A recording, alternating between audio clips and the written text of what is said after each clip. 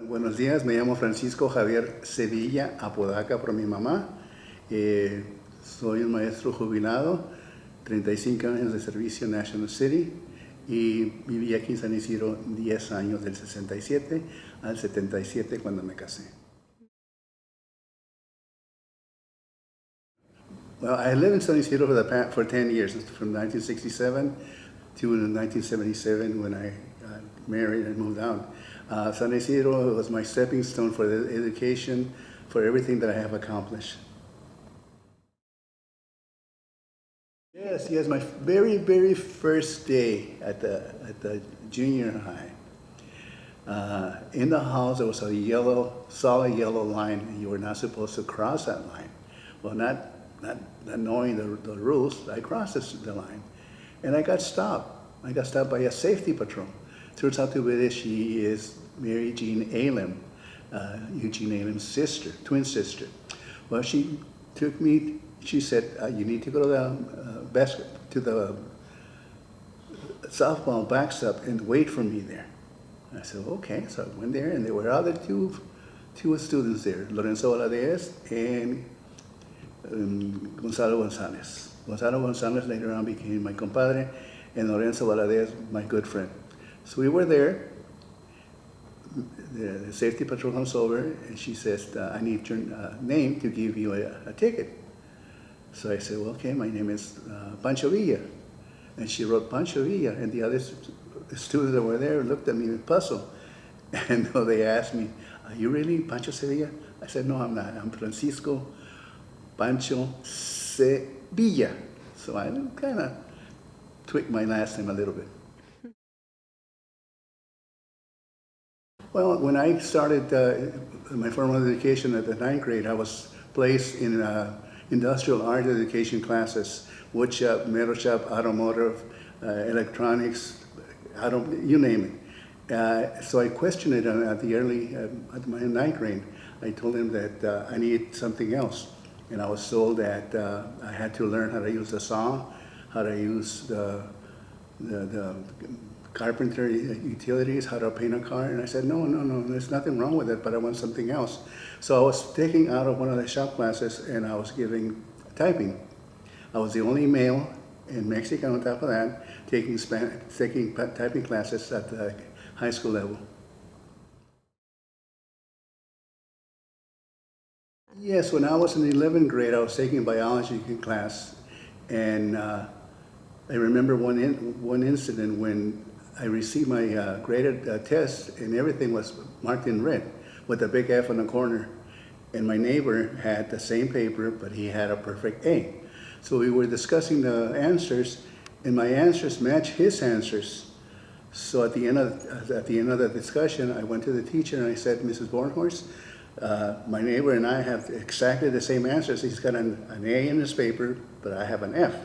So she took the paper and she said, "Well, look, you misspelled this word wrong, you misspelled balloon wrong, you misspelled all those words wrong." And I said, "Yes, I did. But is this an English class or a biology class?" She looked at me and she said, "No, you're right. This is a biology class." So I started discussing my answers. And she said, "Well, you have the right information." So she took the test away from me, and she switched the grade from an F to a B minus. That was the first B minus in one of my exams. From then on, she asked me, "Well, how would you like to take the exams orally?" I said, "Sure, yes, please." So she gave me the first exam, and she asked me, "What is the difference between meiosis and mitosis?" And I gave her the answer, and she says, you know your biology." I said, "Yes, I do, but I don't know how to put it in paper." And that was the end of that. When I was in high school, I got caught up in the Chicano movement. I became a Brown Beret based on the ideologies that the Brown Berets were offering, which was mostly education and equality. Well, towards the middle of my high school year, I got disillusioned because I didn't see that they were putting emphasis on education, so I dropped out. But I continued my education career. I went to Southwestern College. I graduated from there. I went to San Diego State. I fell in love with literature and history, and I graduated with a degree in literature and also a degree in history. One of my minors was also Chicano studies. I took Spanish, thinking that it was going to be easy for me, only to find out that it is very difficult. It is very difficult conjugating the verbs, putting your thoughts into words. So I became disillusioned. In this first class that I took, he failed me. He gave me an F. So I needed that class to graduate. And long after taking all of my requirement courses, I needed to erase my F. So I took the class again, not thinking that he was going to remember my name. But at the end of the first meeting, he called me. He goes, "Mr. Sevilla?" I said, "Yes." He goes, "Well, last time you failed my class, and are you going to put any effort into this one?" I said, "Yes, I will." So I started getting involved, started writing with more emphasis, and I was able to erase my F to an A minus. Long story, after about 20 years, 25 years of working, he called me up one morning and said, "Mr. Sevilla?" "Yes." I said, "Yes." He goes, this is Raymond Witter." I said, "Yes, I recognize your voice." And he said, "Well, I would like to invite you for breakfast." I was married at that time, I had my own family. So we met in a restaurant in La Mesa, California. Before the breakfast started, he started quizzing me again on the different subjects, the different authors. And it got to the point where his wife said, "Oh, Raymond, just let him have breakfast." And he said, "No, he needs to understand that I still hold him accountable for what he learned in my classes." And I was very thoughtful of him. Towards the end of my classes, he took me to his office, gave me a bunch of books, signed the books, and he said, "What are you going to do after this, Mr. Sevilla?" And I said, "Well, I don't know." He says, "Well, you already know how to cross the street. Why don't you help others cross the street?" And it didn't make any sense to me at the beginning, but after a while, I started putting thought into that, and he said, "You know what? This is what he meant. If I was able to go to school, graduate, be the first one in my family to go to college," I said, "there's many students like me." So I decided to become a high school teacher. But at that time, it was 1976, it was Proposition 13 had come along, and the districts had no money. So I was a long-term substitute for 2 years. On my third year, I got hired at the elementary level. But I didn't have a multiple credential. I only had a single subject credential. So I went back to college to pick up another degree and another credential that would enable me to teach at the elementary level.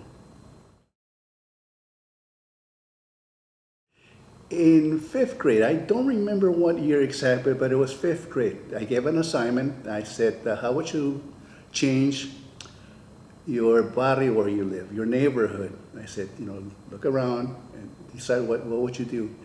And there were a lot of compositions that came back, and he said, "Well, clean the streets, feed the homeless, paint over the graffiti."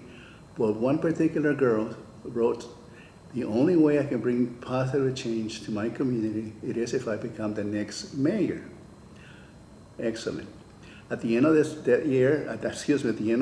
day, this little girl tucks in the back of my shirt, and he goes, "Hi, Mr. Sevilla." I said, "Yes, Alejandro, what can I do for you?" "Well, how did you like my composition?" I said, "Alejandro, I love your composition." No, that's not what I meant. How do I become the next mayor?" I said, "Well, Alejandra, you're in 5th grade. You need to continue to junior high. You need to go to high school. You need to go to college. Along the way, you're going to get married." I said, "No." She said, "Oh, no." She said, "Yes, you will get married." I said, "But the most important thing is you have to come back to National City. If you don't come back to National City, you will never be the mayor." Well, she graduated. She went to college. She came back. She must have been 20, 22. She knocked on my door. I answered the door, and she said, "Hi, Mr. Sevilla, you remember me?" I said, "Of course I do. You're Alejandra Sotelo. You're going to be the next mayor."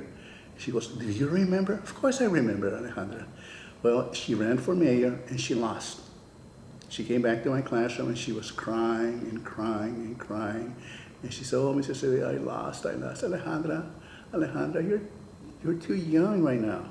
I said, Alejandra, how old are you? She was like 24, 25. I said, Alejandra, you have the rest of your life in front of you. Run for council. And she did. She ran for council twice. And then she came back and she said, Mr. Sevilla, I'm ready to run for mayor. I said, good, Alejandra. I'll support you 100%. We went out in the community, we talked to the community, and she was elected. She got elected. Soon after that, I get a phone call again from Alejandra. He goes, hi, Mr. Sevilla. I said, yes, Alejandra, congratulations. She goes, no, I don't want that. I want you to administer the oath of allegiance. I said, no, Alejandra, that's reserved for your family members. And she goes, no, Mr. Sevilla, I want you to do it. You planted the seed. I said, no, Alejandra, you planted the seed. I only help you. You are the one. The 100% of the credit goes to you. But the day came of the ceremony, I was very lucky, very, very honored to give her the oath of allegiance. Well, I hope that San Ysidro continues to be a community. When I was growing up, we knew everybody. Everybody knew each other. Nowadays, it's very hard because of the circumstances, because of the way of life. For me, it's nostalgic. This is where I started. This is where I learned basically my ABCs, where I started the formal school, where my life of a farm worker ended to a certain degree, where in 10 years, I was able to go to junior high, high school, college, graduate, get a job, and get married in the span of 10 years.